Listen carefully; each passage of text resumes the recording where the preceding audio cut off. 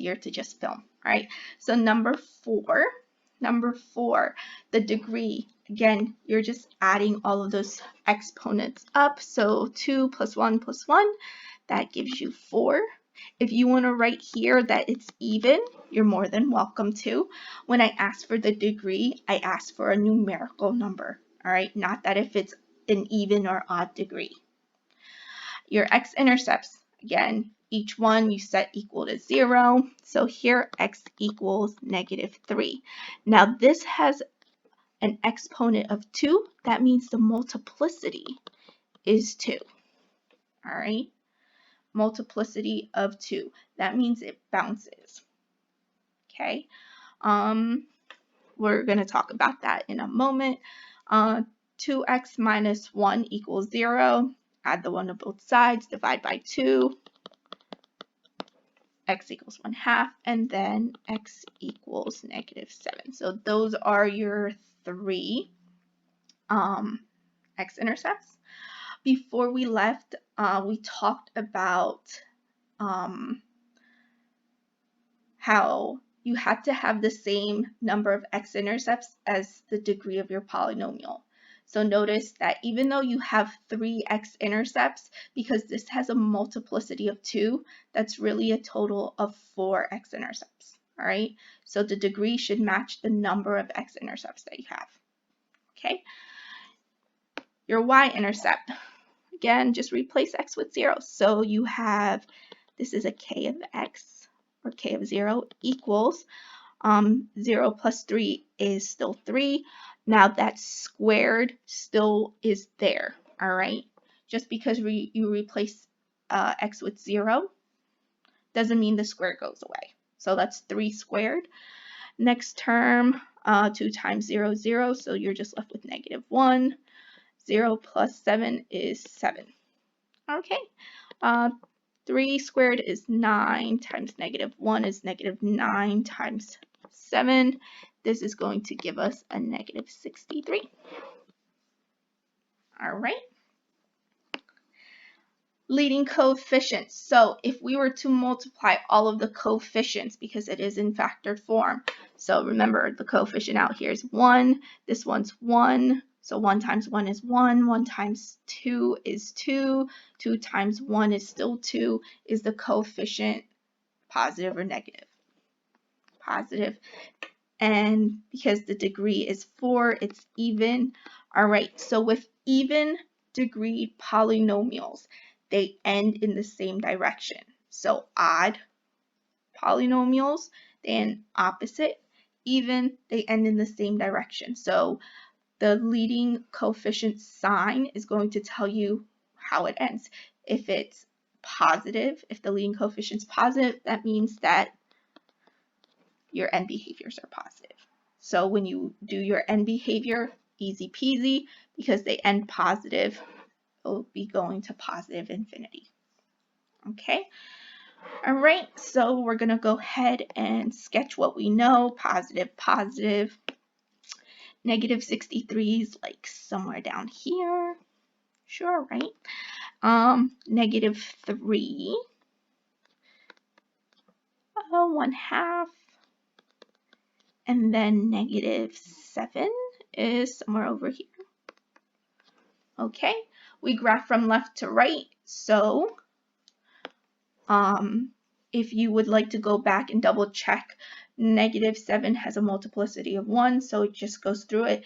-3 has a multiplicity of 2. So if you want to write that on there, or just remind yourself that that has a multiplicity of 2, all right, and 1/2 is just a multiplicity of 1, all right.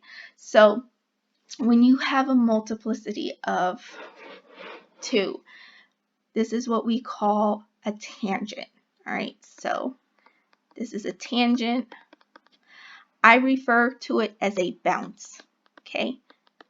So what does a tangent really do? It's going to make your polynomial curve and bounce away from that point, all right.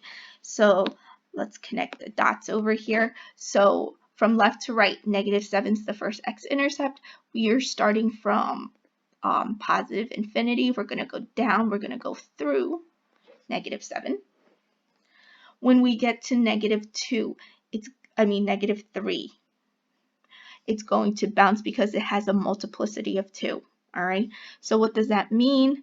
Wherever this is going to come from, remember smooth curves, it's going to hit negative 3 and it's going to bounce from negative 3. So you'll notice that it doesn't go through the point. All right, it has to hit our y-intercept, right? And then it has to go back up to go to this 1/2 x-intercept, and that's it. I didn't need this reference endpoint. I can erase that, and that is what our sketching is going to look like. All right, you're more than welcome to stay and do the rest with us. If you're fine, you can go ahead and start your homework. The next 4, I'm just going to go through them quickly. All right, if you have any questions, please feel free to Google Hangout if you got stuck somewhere, if you had a specific question somewhere. All right, so we're just going to go straight into number 2. All right, your degree 2, your x-intercepts are going to be 1/2.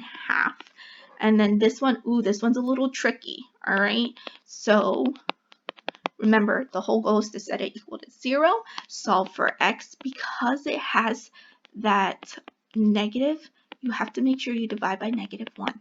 All right, so this is really a positive 6. There's no multiplicities because there's no exponents, so those are our x-intercepts.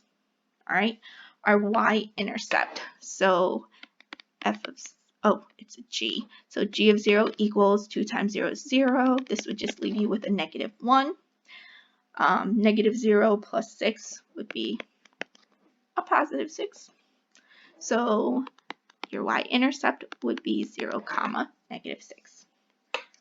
Switch back to my black pen here. All right, your leading coefficient. Well, you have a positive 2, and you're going to multiply it by a negative 1.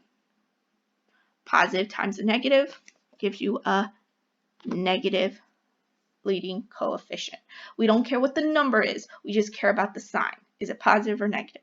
All right, so a positive times a negative will give you a negative number. All right, so it's a negative. The degree is 2, so that means it's an even polynomial. And because it's negative and it's even, it ends in negative, both negative. All right, so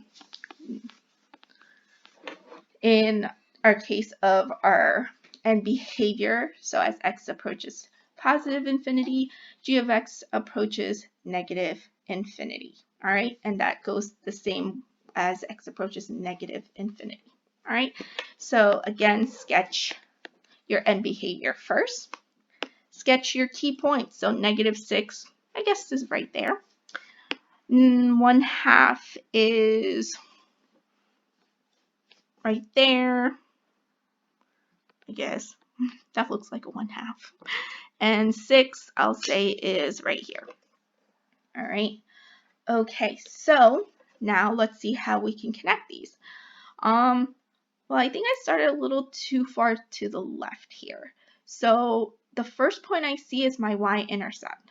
So there's no other points on the left side of my x-axis. So really, I can start my end behavior right here. It goes through my y-intercept. It has to go through 1/2 as my x-intercept. All right. I'm going to erase this end behavior. All right. And then it has to go through 6. All right. So goes up, comes down. I guess I'll connect it to that.